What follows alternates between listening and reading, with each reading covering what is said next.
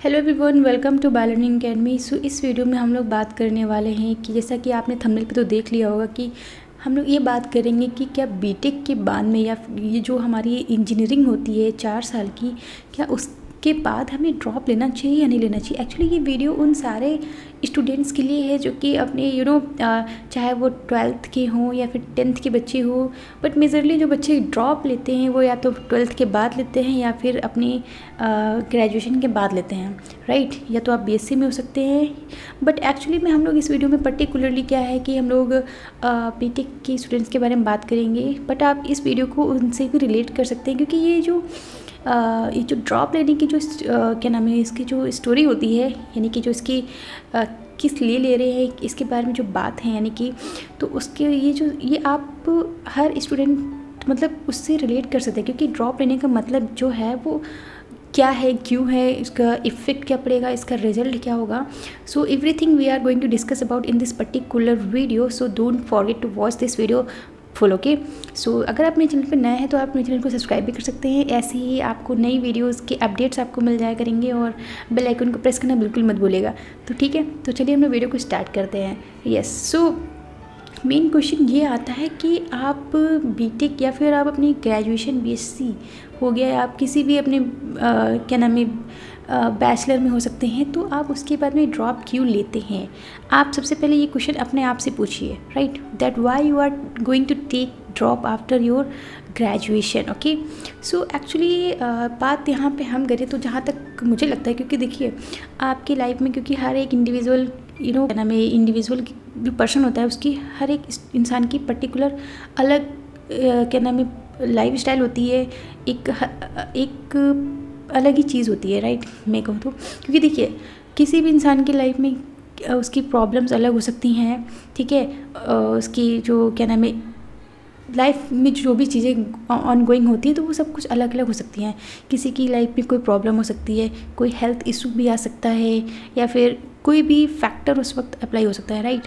खैर, हम लोग अब ये बात कर रहे हैं कि अगर आप अपने लाइफ में आप ड्रॉप लेने जा रहे हैं, ठीक है, तो सबसे पहले मेन आप क्वेश्चन अपने आप से ये पूछ लीजिए कि आखिर हम क्यों ले रहे हैं, ठीक है। जैसे अभी मैंने बताया, इसका रीज़न ये भी हो सकता है कि या तो आपकी हेल्थ कोई इशू हो, या फिर आप प्रिपरेशन करने के लिए आप गैप ले रहे हैं, ड्रॉप ले रहे हैं। क्योंकि ज़्यादातर जो बच्चे होते हैं, ज़्यादातर जो स्टूडेंट्स होते हैं वो प्रिपरेशन के लिए ही ड्रॉप लेते हैं। या तो फिर उनको क्या होता है, कोई फैमिली इशू आ जाता है, कोई फैमिली प्रॉब्लम है, कोई भी फाइनेंशियल प्रॉब्लम हो सकती है, या फिर कुछ भी हो सकता है, तो उनको बीच में अपनी पढ़ाई छोड़नी पड़ जाती है। बट मेजरली जो बच्चे होते हैं वो प्रिपरेशन के लिए ही अब ड्रॉप लेते हैं।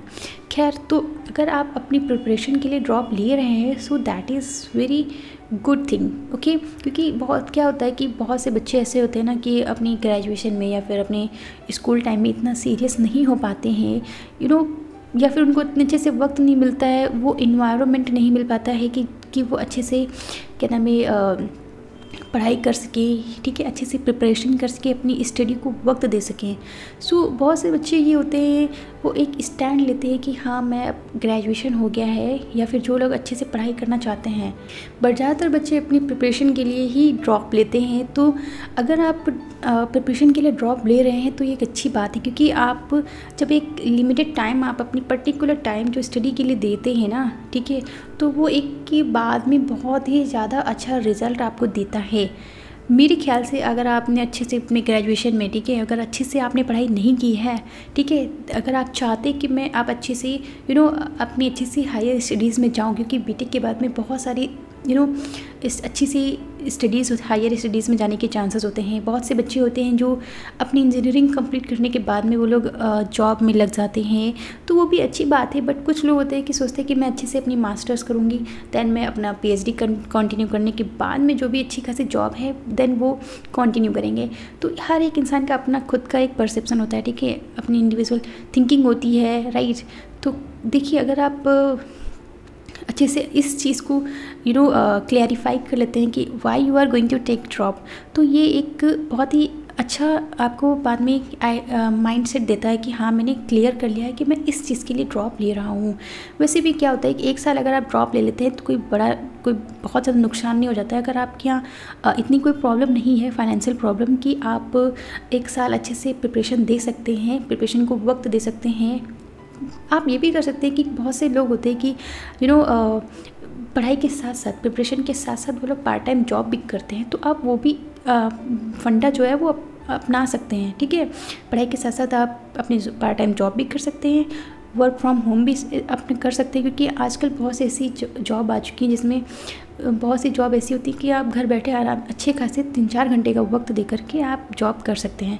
खैर ये बात हो गई इस क्वेश्चन के बारे में, तो आपको ये क्लियर हो गया होगा कि आप किस लिए अपना ड्रॉप ले रहे हैं। ठीक है, अब नेक्स्ट क्वेश्चन ये आता है, for how much time you are going to take drop.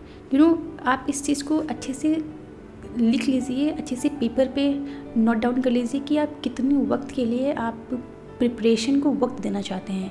ठीक है, क्योंकि देखिए फैमिली अगर इशू है, कोई हेल्थ इशू है, तो उस वक्त आप एक्चुअली इतना क्लियर नहीं कर पाएंगे कि हाँ फिर भी, बट उसमें वक्त लग जाता है थोड़ा बहुत, तो उसमें आप इतना नहीं बता सकते। बट जैसे जैसे हेल्थ अच्छी होती जाती है तो आप उसी हिसाब से उसमें आगे बढ़ते हैं। बट यहाँ पे जो पढ़ाई के लिए जो पर्टिकुलर वक्त दे रहे हैं आप, तो वहाँ पे आपको एक अच्छे से लिखना पड़ेगा, क्लियर करना पड़ेगा कि आप किस लिए कितने वक्त के लिए आप टाइम दे रहे हैं। राइट, सपोज़ करिए अगर आप, क्योंकि बहुत से बच्चे होते हैं बीटेक के बाद में जिनको यूपीएससी वगैरह की प्रिपरेशन करनी होती है, वो लोग अपनी वहीं ग्रेजुएशन से ही स्टार्ट कर देते हैं। बट बहुत से बच्चे होते हैं यूपीएससी की जो इस तैयारी है वो अपनी बीटेक के बाद भी कंटिन्यू करते हैं। बहुत से बच्चे CSAT नेट हो गया, गेट हो गया, बहुत से ऐसे एग्ज़ाम्स हैं जिसके लिए वो लोग प्रिपरेशन के लिए वक्त देते हैं।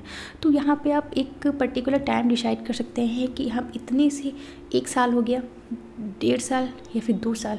ठीक है, अब इतना भी वक्त आप मत दे दीजिएगा कि हाँ बहुत ज़्यादा ही लॉन्ग टाइम हो गया, कि आप फिर आप समझ सकते हैं ज़्यादा वक्त देना भी ठीक नहीं है। एक लिमिटेड वक्त दीजिए। ठीक है, अगर आप लिमिटेड वक्त देते हैं तो आप अपने सिलेबस को उस हिसाब से डिवाइड कर पाएंगे। ठीक है, हाँ मुझे इतना सिलेबस इस मंथ में कंप्लीट करना है, इस मंथ में कंप्लीट करना है। ठीक है, और आप अपने आप को इम्प्रूव करिए। ठीक है, अब एक चीज़ और मैं यहाँ पे बता दूँ, क्योंकि बहुत से बच्चे होते हैं सोचते हैं कि मैं प्रिपरेशन को वक्त देने जा रहा हूँ, ड्रॉप लेने जा रहा हूँ, तो बहुत से बच्चे ये होते हैं कि हाँ ड्रॉप के साथ साथ वो लोग न जाने कौन कौन सी एक्टिविटीज़ में लग जाते हैं।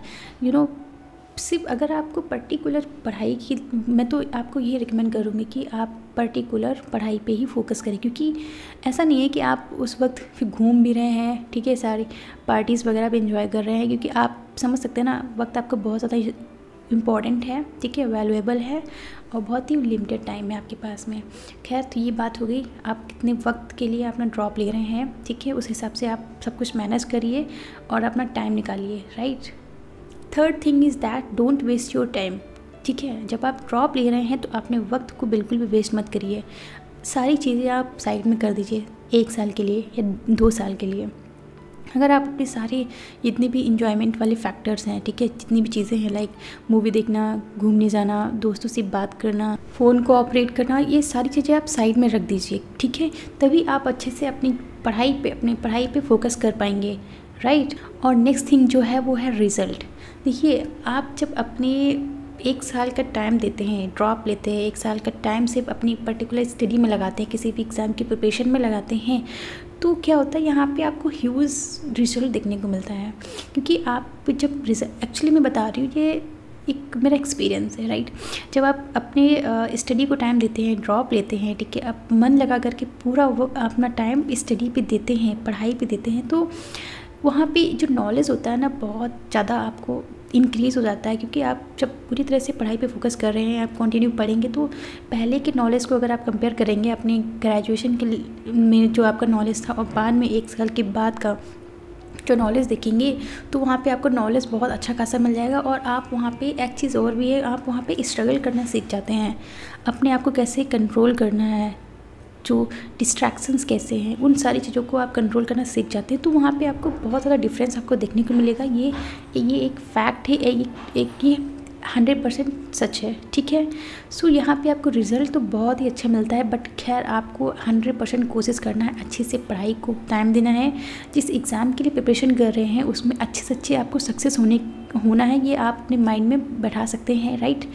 तो ये हो गई सारी बातें, ठीक है, कि आप यहाँ पे ड्रॉप क्यों ले रहे हैं और कई सारे क्वेश्चन जो भी आते हैं दिमाग में क्यों ले रहे हैं, कितना टाइम लेना है, किस चीज़ के लिए ले रहे हैं, ठीक है, कौन सी प्रॉब्लम है, कैसे मतलब सारे क्वेश्चंस को मैंने यहाँ पे क्लेरिफाई कर दिया है। और अगर वीडियो अच्छी लगी हो तो वीडियो को लाइक कर दीजिए, अपने दोस्तों के साथ में शेयर करना मत भूलिएगा, ठीक है। अगर चैनल पे आप नए हैं तो चैनल को सब्सक्राइब कर लीजिए, ठीक है। ऐसे ही नई वीडियोस की अपडेट्स आपको टाइम से मिल जाया करेंगे। और मुझे कमेंट करके ज़रूर बताइएगा कि आपको वीडियो ये कैसी लगी है। और अगर आप चाहते हैं कि मैं और भी किसी टॉपिक पे वीडियो बनाऊँ, देन आप कमेंट करके बता सकते हैं। So thank you so much for watching this video. मिलते हैं अगली वीडियो में, बाय बाय।